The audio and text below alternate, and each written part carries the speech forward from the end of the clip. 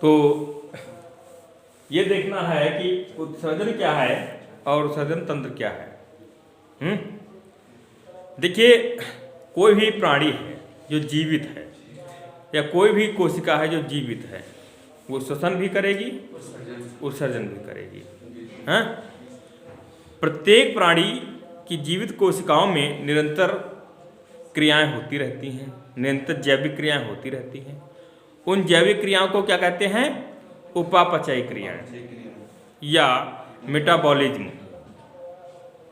Metabolism क्रियाएं कहलाती हैं या उपापचय की क्रियाएं कहलाती हैं। उपापचय में निर्माण संबंधी जो क्रिया होती है, अगर किसी चीज का निर्माण हो रहा है तो उसको क्या कहते हैं?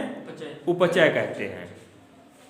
और अगर किसी चीज का विखंडन हो रहा है या टूट रहा है तो वो अपचय, मतलब विघटन संबंधी क्रियाओं को अपचय और निर्माण संबंधी क्रियाओं को उपचय कहा जाता है।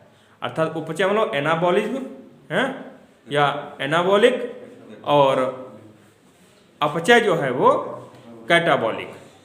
ये दो प्रकार की क्रियाएं जो होती हैं जीवित कोशिकाओं में सम्मिलित होती हैं। इन दोनों प्रकार की क्रियाओं को क्या कहा जाता है? उपापचय कहा जाता है। ठीक है, तो उपापचय इस प्रकार से हम क्या कह सकते हैं? उपापचय दो भागों में होता है। उपापचय, ठीक है, इसको क्या कहेंगे? मेटाबॉलिज्म।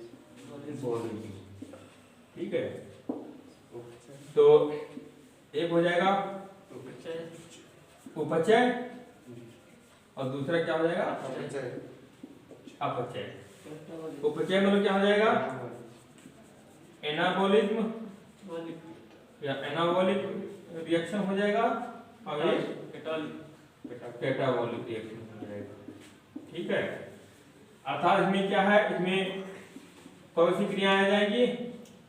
विघटन संबंधी क्रियाएं, विघटन संबंधी क्रियाएं। इसमें कौन सी हो जाएंगी? निर्माण संबंधी क्रियाएं। उदाहरण के तौर पे देखा जाए, जैसे श्वसन है, श्वसन उपचय क्रिया है कि अपचय क्रिया है? अपचय क्रिया है, क्योंकि क्या होता है उसमें? ग्लूकोज का विघटन होता है। श्वसन क्या हो जाएगा? अपचय क्रिया है। जिसे प्रकाश संश्लेषण है, ये भी तो कोशिका के अंदर होता है। प्रकाश संश्लेषण उपचय क्रिया है कि अपचय क्रिया है? उपचय क्रिया है, क्योंकि इसमें स्टार्च का निर्माण होता है। ठीक है, तो प्रकाश संश्लेषण किसमें आ जाएगा? प्रकाश संश्लेषण, ये हो जाएगा उपचय या एनाबॉलिक रिएक्शन हो जाएगा। यह सभी क्रियाएं होती हैं। अपचय क्रियाओं के अंत में कुछ अपशिष्ट एवं विषैले पदार्थ की उत्पत्ति होती है। इसमें से जो अपचय क्रिया हो रही है, अपचय क्रिया में कुछ विषैले और अपशिष्ट पदार्थ की भी उत्पत्ति होती है, उनका भी उत्पादन होता है। अब देखिए, अब ये है क्या? इन पदार्थों का शरीर से बाहर निकालना जरूरी है, क्योंकि या तो ये शरीर के लिए हानिकारक हैं, अगर कुछ ऐसे भी हैं कि हानिकारक हैं तो कुछ ऐसे भी हानिकारक नहीं तो लाभदायक भी नहीं है, तब भी शरीर में पड़े रहना ठीक नहीं है। ठीक है, हानिकारक हैं तब तो निकालना बहुत ही जरूरी है, लेकिन लाभदायक नहीं है तब भी तो निकालना, जो नहीं हानि कर रहे हैं तो लाभ भी अगर नहीं पहुंचा है तब भी तो शरीर से निकालना जरूरी है, क्योंकि उनका एकत्रीकरण जो होता है शरीर के लिए धीरे धीरे नुकसान पहुंचाने लगता है। तो शरीर से बाहर निष्कासित करने की क्रिया को ही क्या कहते हैं? उत्सर्जन कहते हैं। इन सभी पदार्थों को जो कि हानिकारक हैं, विषैले हैं, अनावश्यक हैं, जो लाभदायक नहीं हैं, उन सभी पदार्थों को बाहर निकालने की क्रिया को क्या कहते हैं? उत्सर्जन कहते हैं। ठीक है, और उत्सर्जन से संबंधित जो पदार्थ होता है, मतलब जो पदार्थ बाहर निकाला जाता है, वो क्या कहलाता है? उत्सर्जी पदार्थ कहलाता है। ठीक है, उत्सर्जन क्रिया के द्वारा जो पदार्थ बाहर निकाला जाता है वो उत्सर्जी पदार्थ कहलाता है। और इस क्रिया में जो अंग भाग लेते हैं, इस क्रिया में मतलब उत्सर्जन की क्रिया में जो अंग भाग लेते हैं वो उत्सर्जी अंग कहलाते हैं। क्या कहलाते हैं? उत्सर्जी अंग कहलाते हैं। और सभी अंगों को मिला करके उत्सर्जी अंगों को, सभी उत्सर्जी अंगों को मिला करके कहते हैं उत्सर्जी तंत्र कहते हैं। अंगों का समूह है, उत्सर्जी अंगों का समूह को क्या कहलाता है? उत्सर्जन तंत्र कहलाता है, पूरा सिस्टम कहलाता है। ठीक है, यहां पर बात चल रही है केचुए में। केचुए में जो उत्सर्जन तंत्र होता है, ठीक है, देखिए अधिकतर जो है, जितना हमारे शरीर के लिए नाइट्रोजन लाभदायक है तो कहीं न कहीं से हानिकारक भी है। इसीलिए काफी मात्रा में जो उत्सर्जी पदार्थ होते हैं वो नाइट्रोजनीय होते हैं, अर्थात में नाइट्रोजन की मात्रा अधिक पाई जाती है। केचुए में भी इसी प्रकार से नाइट्रोजनीय अपशिष्ट पदार्थों के उत्सर्जन के लिए विशिष्ट प्रकार की उत्सर्जन इकाइयां लगी होती हैं, उनको अंग कहा जाता है या अंग कहते हैं। तो केचुए में जो उत्सर्जी प्रमुख उत्सर्जी अंग जो है वो क्या है? उत्सर्गिकाएं कह सकते हैं या वृक्कक कह सकते हैं या अंग्रेजी में नेफ्रीडिया कहते हैं। ठीक है, तो केचुए का प्रमुख उत्सर्जी अंग कौन सा हो जाएगा? वृक्कक या उत्सर्गिका या नेफ्रीडिया, एक ही बात है। ठीक है, शरीर के प्रथम 3 खंडों को छोड़ करके शेष सभी खंडों में उत्सर्गिकाएं पाई जाती हैं, ये भी ध्यान देना है। ठीक है, शरीर के प्रथम 3 खंडों को छोड़ करके लगभग सभी खंड में, लगभग क्या, लगभग सभी खंड में जो है ये नेफ्रीडिया पाई जाती हैं। वृक्कक प्राय अनेक सूक्ष्म कुंडली नलिकाओं के रूप में स्थित होते हैं। अपनी स्थिति और संरचना के आधार पर, अपनी स्थिति और संरचना के आधार पर ये 3 प्रकार के होते हैं। कितने प्रकार के? 3 प्रकार के होते हैं। पटीय वृक्कक, जैसा कि नाम से ही क्लियर हो रहा है, जो कि पट में पाए जाएंगे। कौन सा पट? अंतराखंडीय पट। ठीक है, वहां पे पाए जाएंगे। अध्यावरणीय पट, सॉरी अध्यावरणीय वृक्कक। ठीक है, तो अध्यावरणीय वृक्कक जैसा कि नाम से कि अध्यावरणीय मतलब दीवार में, किसकी दीवार में? त्वचा में, देभित्त में, वहां पे अध्यावरणीय वृक्कक पाए जाते हैं। और तीसरा है ग्रसनीय वृक्कक, जो कि खाली ग्रसनी वाले क्षेत्र में ही पाए जाएंगे। तो कुल मिलाकर के केचुए में 3 प्रकार के नेफ्रीडिया होते हैं।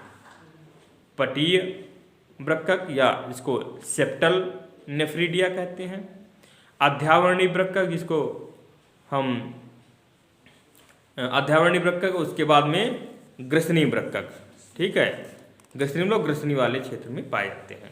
तो 3 प्रकार के जो है नेफ्रीडिया पाए जाते हैं। तो आगे जो है अलग अलग इनके बारे में अध्ययन करना है कि कौन कौन से नेफ्रीडिया, इनकी क्या संरचना होती है, किस प्रकार से कार्य करते हैं। पटीय नेफ्रीडिया जो है, इनकी स्थिति एवं संख्या देखिए। शरीर के 15वें खंड के पीछे प्रत्येक अंतराखंडी पट के दोनों सतहों पर, जैसे ये केचुआ हो गया, पटीय नेफ्रीडिया की बात है तो ये 15वां खंड हो गया। कौन सा? 15वां खंड के 15वां खंड का अगला पट ये हो गया है और पिछला पट ये हो गया ना, ये ऐसा तो होता है। अगला पट ये हो गया और पिछला पट ये हो गया ना 15वें खंड का। 15वें खंड के पिछले पट से पटीय नेफ्रीडिया शुरू होती हैं। शरीर के 15वें खंड के पीछे प्रत्येक अंतराखंडी पट की दोनों सतहों पर अग्र एवं पश्च दोनों सतह, एक ये सतह हो जाएगी और ये सतह हो जाएगा, इस तरीके से होगी ना। इस तरीके से है ये पटीय नेफ्रीडिया पाए जाते हैं। समझिए, दोनों सतहों पर, ये पट हो गया ना, ये पट हो गया, इनके दोनों सतहों पर ये पट हो गया। बड़े स्तर पे देखेंगे तो पट इस तरीके से दिखाई पड़ेगा है, तो इस तरीके से है।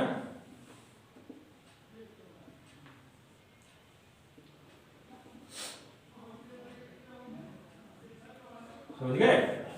इस तरीके से पट दिखाई पड़ेंगे हैं। ये क्या है? पट से निकले हुए नेफ्रीडिया है, समझ गए? पट से निकले हुए नेफ्रीडिया है। तो 15वें, अगर इसको बड़े मतलब जूम करके देखा जा रहा है तो 15वें खंड के पिछले भाग से या पिछले पट से ये नेफ्रीडिया दिखाई पड़ते हैं, समझ गए? कहां से शुरुआत होती है? 15वें खंड के पश्चिम वाले अंतराखंडी पट से, पिछले वाले अंतराखंडी पट से दिखाई पड़ते हैं। पटी वृक्कों की दो दो अर्धचंद्राकार पंक्तियां आहार नाल के दोनों तरफ अर्धचंद्राकार हो, एक इधर हो जाएगी और एक उधर हो जाएगी, समझ गए? अर्धचंद्राकार हो, आधा चांद जैसी, एक इधर हो जाएगी और एक इधर हो जाएगी, ठीक है? अर्धचंद्राकार दो दो अर्धचंद्राकार पंक्तियां, एक पंक्ति ये हो गई और एक पंक्ति ये हो गई, ऐसे उधर नहीं हो जाएगी, एक पंक्ति उधर हो जाएगी, दो पंक्ति उधर हो जाएंगी, तो दो दो हो जाएंगे, नहीं दो दो हो जाएंगी। जैसे ये है, एक पंक्ति ये हो जाएगी और एक पंक्ति ये हो जाएगी, ये तो इधर का पोर्शन है ना, अब उधर भी ऐसे होगा, समझ गए? उधर भी तो ऐसे होगा भाई, एक ही तरफ तो दिखाया जा सकता है। तो पटी वृक्कों की दो दो अर्धचंद्राकार पंक्तियां होती हैं, प्रत्येक पंक्ति में 20 से 25 वृक्क होते हैं। ये कितने होते हैं? इसे एक पंक्ति हो गए तो यहाँ कितने होंगे? 20 से 25, तो यहाँ पर भी होंगे 20 से 25, तो उधर भी होंगे 20 से 25, उधर भी होंगे 20 से 25, समझ गए? एक अर्धचंद्राकार में कितने हो जाएंगे? पंक्ति में 20 से 25 हो जाएंगे, क्यों? ऐसे ही इसमें 20 से 25 है तो उसमें 20 से 25 और उधर भी 20 से 25 हो जाएंगे। तो इस प्रकार प्रत्येक खंड की चारों पंक्तियों में 4 पंक्तियां हो जाएंगी, नहीं? वैसे ये खंड है, ये क्या है? खंड है। एक पंक्ति ये हो गई है, एक पंक्ति ये हो जाएगी, नहीं? ऐसे ही एक पंक्ति उधर हो गई और एक पंक्ति इधर हो गई, 4 पंक्तियां हो गई। लेकिन 15वें खंड में कितनी है? 2 ही पंक्तियां हैं। 15वें खंड में 2 ही पंक्तियां, तो 16वें खंड में इस तरीके से हो जाएंगी, हैं? क्योंकि 15वें खंड के अंतिम, 15वें खंड के पश्चिम वाले खंड अंतराखंडी पट से शुरुआत ही होती है, तो 15वें खंड में कितनी हो जाएगी? 20 से 25 इधर हो जाएंगी और 20 से 25 उधर हो जाएंगी। कितने हो? 40 से 80 से 100, 80 से 100 किसमें हो जाएगी? 15वें खंड में 80 से 100। लेकिन इसमें तो दोनों तरफ मिल रहा है, इधर भी मिल रहा है, ये इधर भी मिल रहा है, ऐसे उधर भी, तो उसमें कितनी हो जाएगी? दोगुना हो जाएगी, नहीं हो जाएगी? 200 हो जाएंगी, क्यों? तो यही दिया है कि किंतु इनकी कुल संख्या 80 से 100 तक होती है, परंतु 15वें तथा अंतिम खंड में इनकी संख्या केवल 40 से 50 तक होती है। तो 15वें 40 से 50, हाँ 15वें खंड में 40 से 50 होगी, ठीक है? 15वें खंड में 40 से 50 होगी, क्योंकि देखिए 20 से 25 इधर हो गए और 20 से 25 उधर हो गए, तो ठीक है 40 से 50 हो गई। और इसमें जो है 80 से 100, 15वें खंड के बाद से 80 से 100 हो जाएगी, क्योंकि इसमें 2 ही पंक्ति मिल रही ना, 15वें में 2 ही पंक्ति मिल रही है, और एक पंक्ति में 20 से 25 है, 2 पंक्ति में 40 से 50 तो होंगी, और 16वें खंड में 4 पंक्तियां मिल रही हैं, ठीक है? तो कितनी हो जाएगी? 80 से 100 संख्या हो जाएगी इनकी। तो ये इस प्रकार से संरचना होती है। ऐसे ही इनकी पट्टी वृक्क के बाद अध्यावर्णी वृक्क में देखिए इनकी स्थिति और संरचना क्या होती है। अध्यावर्णी वृक्क में, जिसको हम त्वचीय उत्सर्गिका कहते हैं, जो कि त्वचा में पाई जाती हैं। ये कहाँ से शुरुआत होती है? इनकी 7वें खंड से अंतिम खंड तक, 7वें खंड से अंतिम खंड तक ये भीतरी सतह में सूक्ष्म वृक्क लगे होते हैं, ये 7वें खंड से, ठीक है? और कहाँ लगे होते हैं? सिर्फ इन त्वचा में ही लगे होते हैं, इस तरीके से, हैं? अंतिम खंड तक ये फैले होते हैं। लेकिन ये ध्यान देना है, क्लाइटेलम वाले भाग में प्रत्येक खंड में इनकी संख्या 200 से 250 तक होती है, लेकिन क्लाइटेलम वाले भाग में इनकी संख्या कितनी हो जाती है? 2000 से 2500 तक हो जाती है। तो क्लाइटेलम वाला भाग जो होता है वो वृक्क वन कहलाता है। क्या कहलाता है? वृक्कक वन निफरेडियाओं का जंगल एक प्रकार से वन हो गया, इतनी ज़्यादा संख्या होती है। तो इसकी संरचना इसकी स्थिति ये होती है, स्थिति ये हो जाएगी कि ये देवभित्ति में पाए जाते हैं, ठीक है। प्रत्येक खंड में 200 से 250 होते हैं, लेकिन 14, 15 और 16 प्लैटिनम वाला भाग है, उसमें 2000 से लेकर के 2500 होते हैं, इसलिए वृक्कक वन कहलाते हैं। इसी प्रकार से तीसरा है ग्रसनी उत्सर्गिका या वृक्कक। स्थिति संख्या के आधार पर देखिए, ग्रसनी वृक्कक 4, 5, 6 खंडों में ग्रसनी तथा ग्रसिका के दोनों ओर पृष्ठतल पर गुच्छों के रूप में ये स्थित होते हैं। क्योंकि पहले ही बताया जा चुका है, चार खंड केंचुए के 4 खंड तक कोई भी पट नहीं पाया जाता है, ठीक है। तो यहाँ से ये अनावश्यक बेकार के पदार्थ एकत्रित करके किसमें डाल देते हैं, ये ग्रसनी या आंत्र में डाल देते हैं, ठीक है। तो इस प्रकार से जो है ये स्थिति हो गई ग्रसनी उत्सर्गिका की। तो ये तीनों जो है उत्सर्गिका क्लियर हो गई, ठीक है। पटी उत्सर्गिका और अध्यावरणी उत्सर्गिका, और तीसरा हो जाएगा ग्रसनी उत्सर्गिका। कल इनको जो है एक एक करके जो है विस्तृत रूप में बताया जाएगा कि ये किस प्रकार से कार्य करते हैं, ठीक है।